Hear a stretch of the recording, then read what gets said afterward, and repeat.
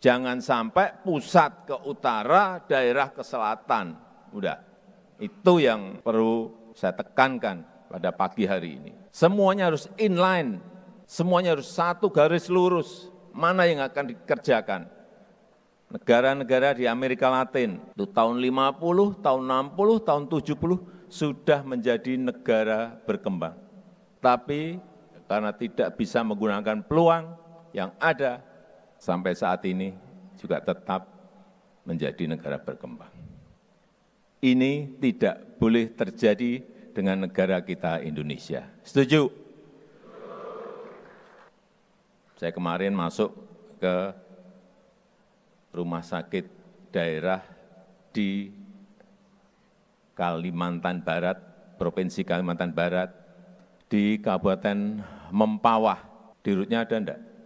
Hadir? Tunjuk jari. Takut.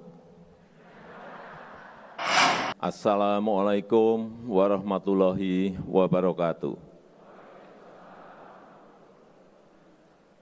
Selamat pagi, salam sejahtera bagi kita semuanya. Shalom, Om Swastiastu, Namo Buddhaya, salam kebajikan.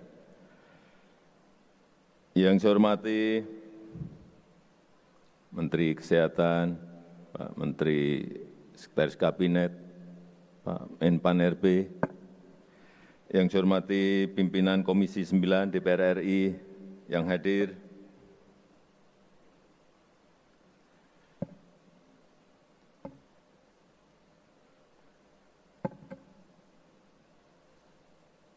yang saya hormati seluruh pejabat eselon 1 dan 2 Kementerian Kesehatan dan Kepala UPT Kemenkes, pagi hari ini hadir semuanya.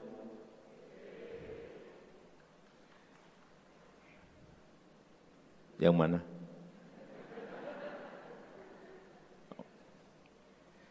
Yang saya hormati Kepala Dinas Kesehatan Provinsi, Kabupaten, dan Kota. Angkat tangan. Banyak. Yang saya hormati seluruh Direktur Rumah Sakit Daerah, Kepala Bapeda Provinsi, Kabupaten, dan Kota dari seluruh tanah air Indonesia. Enggak, saya tanya udah hadir.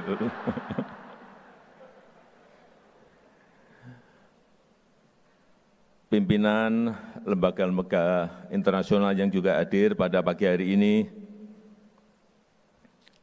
para peserta Rakernas Kesehatan Nasional, hadirin dan undangan yang berbahagia. Saya sudah sering menyampaikan dan bolak-balik saya sampaikan terus bahwa negara kita ini memiliki kesempatan, memiliki peluang untuk menjadi negara maju. Diprediksi dengan hitung-hitungan, diprediksi dengan kalkulasi-kalkulasi, baik GDP, baik income per kapitanya, dihitung. Peluangnya besar kita akan menjadi negara maju. Oleh sebab itu, 15-20 tahun ke depan ini menjadi sebuah periode yang krusial. Karena puncak bonus demografi itu berada di tahun 2030-an. Semuanya harus mengerti dulu masalah ini. Puncak bonus demografi itu ada di tahun-tahun 2030-an. Dan 68% dari penduduk kita berada di usia produktif. Ini kesempatan besar. Dan peluang itu biasanya hanya terjadi sekali dalam peradaban sebuah negara. Tidak muncul 2 kali, apalagi 3 kali. Kalau kita bisa menggunakan peluang ini, kita akan melesat masuk ke negara maju. Tapi kalau tidak, Mohon maaf, negara-negara di Amerika Latin, itu tahun 50, tahun 60, tahun 70 sudah menjadi negara berkembang. Tetapi karena tidak bisa menggunakan peluang yang ada, sampai saat ini juga tetap menjadi negara berkembang. Ini tidak boleh terjadi dengan negara kita Indonesia. Setuju? Dan kesehatan menjadi hal yang sangat penting. Kunci. Sangat fundamental. Seperti tadi disampaikan Pak Menkes, pinter, tapi enggak sehat mau apa? Jangan ditepuki, enggak sehat kok. Dan Bapak Ibu semuanya yang hadir pagi hari ini memiliki peran yang sangat signifikan untuk mencapai sebuah masyarakat yang sehat bagi Indonesia maju, bagi Indonesia emas.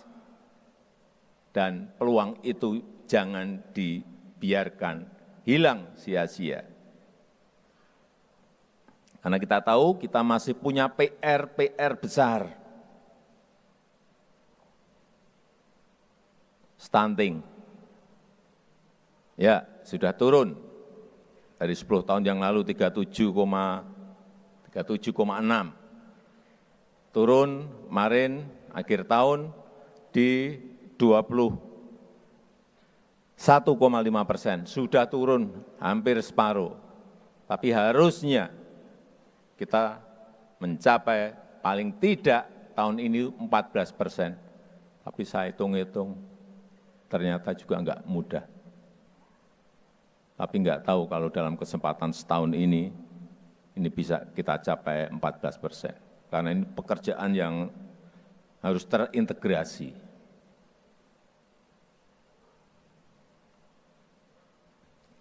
Dan juga selain stunting, yaitu kematian akibat penyakit tidak menular. Yang paling banyak adalah stroke, sampai 330-an ribu kematian per tahun akibat stroke. Kemudian juga jantung, kira-kira 300.000 kematian akibat penyakit jantung di negara kita, nomor 2. Dan yang ketiga, kanker.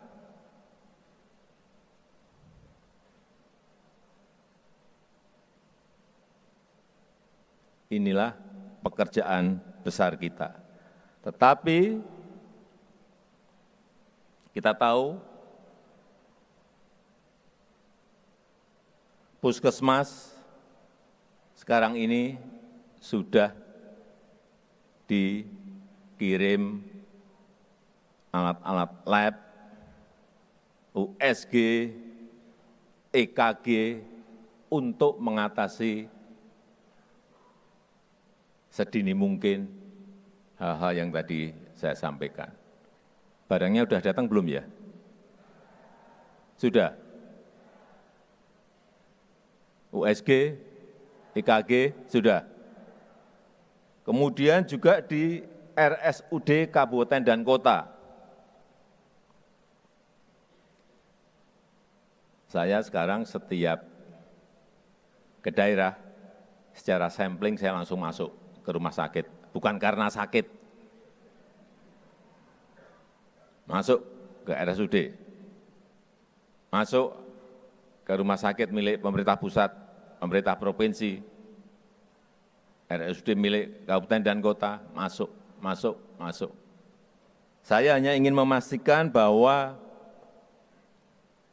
ada kesiapan dari rumah sakit daerah, rumah sakit yang ada di daerah, untuk menerima yang namanya CT scan, mamogram, cath lab. Beberapa yang saya masuk, barangnya sudah ada di sana. Tapi saya lihat ruangannya kadang-kadang belum mendukung. Alatnya puluhan miliar, ruangannya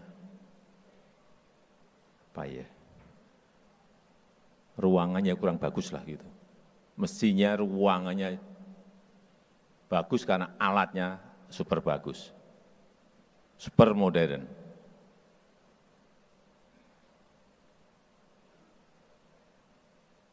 Pak Menteri mungkin diberi contoh satu atau dua, ruangan yang benar itu seperti apa sih?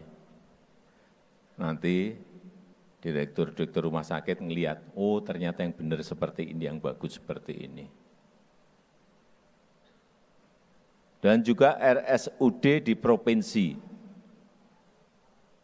yang saya lihat juga sudah dikirim Linax, MRI, benar sudah, beberapa sudah, memang belum semuanya, karena ini menyangkut juga persiapan SDM, persiapan anggaran kita. Saya kemarin masuk ke rumah sakit daerah di Kalimantan Barat, Provinsi Kalimantan Barat, di Kabupaten Mempawah. Dirutnya ada enggak? Hadir? Tunjuk jari. Takut. Saya ini mau muji. Rumah sakitnya bagus. Dibangun dengan tata ruang yang baik. Baru nanti setelah dipuji gini tunjuk jari saya, Pak. Bagus, tata ruangnya bagus, sinar dari luar juga masuk sangat bagus. Dan yang saya harus acungi jempol, rumah sakit itu dibangun habis 200-an miliar lebih, itu semuanya dari APBD.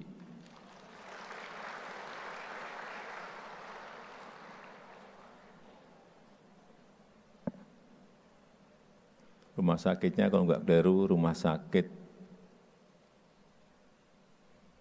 Rubini.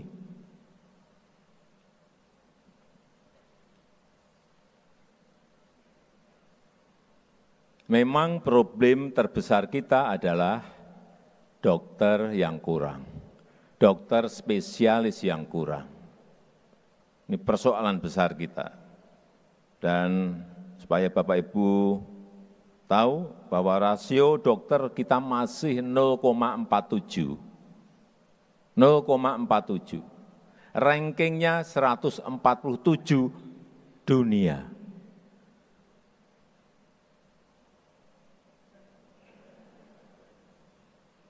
Rankingnya seperti itu. Kita harus tahu. Ini yang akan kita kejar.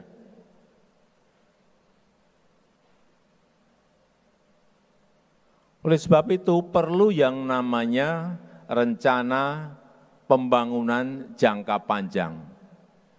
Rencana pembangunan jangka menengah di bidang kesehatan. Kenapa Bapeda kita hadirkan? Supaya ini nanti sambung semuanya. Ada rencana pembangunan jangka panjang, rencana pembangunan jangka menengah, ada rencana induk kesehatan, sambung nanti sampai ke daerah, semuanya sambung. Jangan sampai pusat ke utara, daerah ke selatan. Udah, itu yang perlu saya tekankan pada pagi hari ini. semuanya harus inline, semuanya harus satu garis lurus, mana yang akan dikerjakan. Kita kerjakan rame-rame. Oleh sebab itu pagi hari ini kita ingin mengkonsolidasikan itu dan mengintegrasikan agar kerja kita bersama-sama ini menghasilkan sebuah hasil yang konkret dari persoalan-persoalan kesehatan yang kita miliki.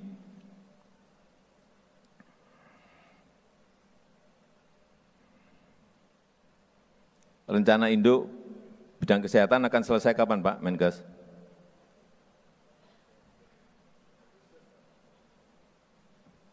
Pak Menteri yang menyampaikan loh ya, Agustus akan selesai. Itu harus menjadi pedoman nasional. Harus menjadi pedoman nasional. Baik pusat, baik daerah, provinsi, kabupaten, dan kota, serta swasta. Semuanya harus sinkron, semuanya harus inline, semuanya harus seirama. Jangan berjalan sendiri-sendiri, akan tidak menghasilkan apa-apa nantinya kalau berjalan sendiri-sendiri. Saya yakin jika semua kompak berjalan, akan signifikan kemajuan di bidang kesehatan negara kita.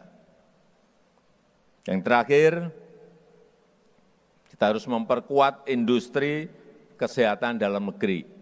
Ini bolak-balik saya sampaikan, 1 juta lebih warga negara kita Indonesia berobat ke luar negeri.